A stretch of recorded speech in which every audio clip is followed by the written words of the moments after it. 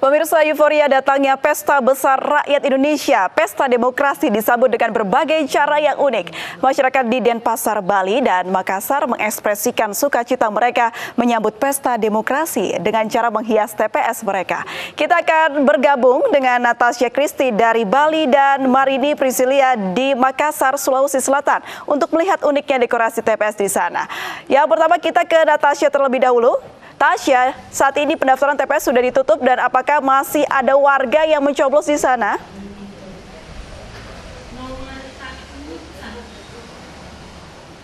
Baik, April, selamat siang. Dapat kami laporkan dari Banjar Kedaton yang ada di Sumerta Kelot, Desa Sumerta Kelot di Denpasar Timur ini, bahwa saat ini memang sudah tidak ada lagi warga yang mencoblos karena seluruh TPS yang ada di sini ada 4 TPS, baik itu 8 TPS 8 maupun hingga TPS 11, begitu semuanya sudah tutup dan saat ini sedang berlangsung perhitungan dari pihak petugas KPPS. Di belakang saya juga masih terlihat begitu petugas KPPS yang sedang menghitung surat suara.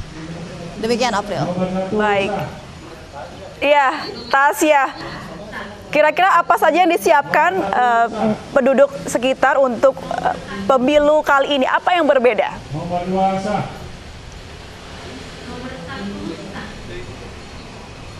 Ya, yang berbeda di pemilu serentak hari ini untuk TPS, salah satu TPS yang ada di sini yakni TPS 009, seluruh petugas KPPS-nya itu merupakan wanita. Karena untuk memperingati juga Hari Kartini yang jatuh pada bulan April, untuk itu dari ibu-ibu PKK Banjar Kedaton ini memiliki inisiatif untuk dapat berdandan khas Bali, memakai sanggul khas Bali, maupun juga memakai pakaian adat khas Bali dengan warna yang cukup mencolok, dan ini memang menjadi daya tarik tersendiri bagi TPS 9. Cukup banyak begitu awak media yang sengaja datang untuk melihat secara langsung juga bagaimana TPS 09 ini yang memang dari dekorasinya juga terletak di Banjar begitu. Jadi memang hiasan khas Bali ini seperti kain-kain khas Bali begitu juga sudah ada di tiang-tiang yang ada di Banjar ini, dan ini juga memang memotivasi lagi warga yang datang untuk memilih di keempat TPS yang ada di Banjar Kedaton ini juga menggunakan pakaian adat khas Bali, dan ini juga membuat daya tarik tersendiri bagi TPS yang ada di Banjar Sumerta Kelot ini. Ya, Tasya, dengan segala usaha begitu ya yang dipergunakan oleh panitia TPS atau petugas TPS, apakah sudah cukup membuat daya tarik bagi masyarakat Bali untuk mencoblos? Bagaimana suasana di sana menurut Anda? Nomor 1 sah. Dari pagi kami pantau sepertinya memang antusias dari warga di Desa Sumerta Kelot yang ada di Banjar Kedaton ini memang cukup tinggi. Hal itu terbukti dari jumlah DPT, contoh saja TPS 009 yang memiliki keunikan dengan seluruh petugas KPPS yang ini merupakan wanita dengan DPT berjumlah 225. Untuk warga yang tidak menggunakan hak pilihnya ini hanya berjumlah 24 orang. Artinya memang tingkat antusias dari warga yang memilih itu tingkat kepesertaannya sekitar 90%. Dan begitu pula dengan TPS-TPS yang lain untuk tingkatnya sekitar 80 hingga 90%. Untuk itu memang terlihat cukup tinggi untuk tingkat antusias dari warga di Desa Sumerta Kelot ini. April. Baik, terima kasih Tasya sudah melaporkan dari Denpasar, Bali. Selanjutnya kita akan ke rekan Marini yang berada di Makassar, Sulawesi Selatan. Ya Marini, apakah masih ada yang mencoblos di Makassar dan bagaimana euforia masyarakat di sana?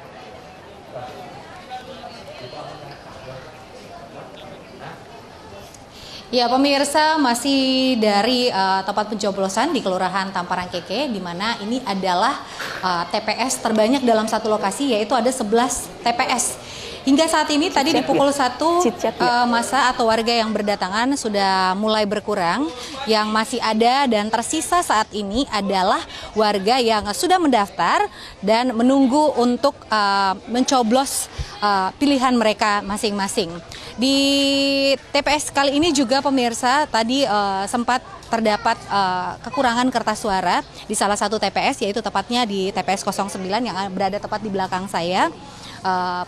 masih ada pendaftar atau warga dengan membawa KTP-nya, hanya saja ada beberapa kertas suara yang kurang pada saat itu, sehingga ada beberapa warga yang terlihat mereka pulang tanpa sempat untuk memberikan hak suaranya atau hak pilihnya. Nah, saat ini di samping saya telah bersama ada Panwaslu Kelurahan, yaitu Bapak Najamuddin. Kita akan mengkonfirmasi mengenai kejadian yang baru saja terjadi. Itu seperti itu, Pak, kejadiannya bagaimana bisa terjadi? Ya, biasanya terjadi seperti itu karena DPK-nya terlalu banyak. Baik. Pertama, kedua, jumlah pemilih membludak karena ini ada caleg. Betul.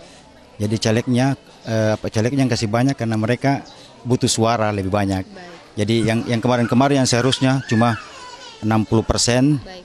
sekarang itu bertambah menjadi sekitar 80%. Karena seperti di TPS 11 tadi, S10 itu sekitar 80%. Sedangkan kemarin-kemarin itu cuma sekitar 60 sampai 70%. Oke, Itu. baik. Tapi tadi juga saya sempat melihat, Pak, waktu di dalam ruangan juga masalah itu sudah teratasi. Itu kemudian kertas suaranya boleh dijelaskan itu kenapa tiba-tiba langsung bisa teratasi masalah seperti itu, Pak? Ini sebenarnya kalau seperti saya ini, seperti Panwaslu Kelurahan, itu kita tidak punya wewenang untuk ke sana. Baik. Yang punya wewenang itu adalah dari pihak KPU, khususnya dari PPS Kelurahan. Baik. Itu yang punya. Oke, baik. Jadi masalah yang tadi, Pak, kertas suara yang kurang untuk sisa pemilih yang masih tersisa ini berarti sudah teratasi dong ya, Pak, ya, sudah tidak ada lagi. Nah, Pak, dan juga pemirsa, saat ini juga di TPS ini tadi juga sempat di awal laporan saya juga saya mengatakan bahwa di TPS ini juga ada yang unik, yaitu petugasnya memakai baju bola, yaitu di TPS 09. Nah, kalau boleh tahu, Pak, idenya itu mereka berbeda dari yang lain, apakah itu dari Panwaslu ataukah itu ide dari petugas sendiri?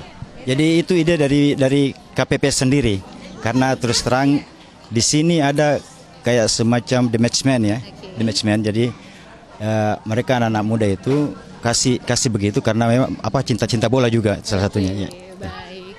Nah, tadi juga saya sempat ngobrol dengan beberapa petugas yang ada di dalam. Kenapa sih mau pakai baju bola? Katanya biar semangat sportivitas, semangat olahraganya juga itu bisa tertular. Nah, Pak, kalau boleh diceritakan secara singkat berjalannya tadi ini pemilihan umum kita atau pemilihan atau pencoblosan di tempat ini tadi, boleh diceritakan secara singkat seperti apa, Pak? Jadi perjalanan pencoblosan tadi ini itu diawali sebenarnya agak terlambat sebenarnya. Kenapa saya bilang agak terlambat? Karena yang seharusnya jam 6 itu sudah standby. Ini agak lewat sedikit. Sehingga mana jalan untuk menuju ke sini dari PPS itu agak jauh juga. Sehingga tapi pada dasarnya semua berjalan lancar. Ya. Ini kan ada 11 TPS nih, Pak. 14 TPS. Oke, baik. Pemirsa kamera LED, ada 14 TPS dalam satu lokasi. Itu warga di sini berarti cukup banyak dong ya, Pak, yang datang dan antusias. Apakah menurut Bapak ini semua warga di sini sudah memilih ataukah ada yang tidak sempat untuk memilih? Kalau 100% tidak. Jadi masih ada warga yang tidak memilih.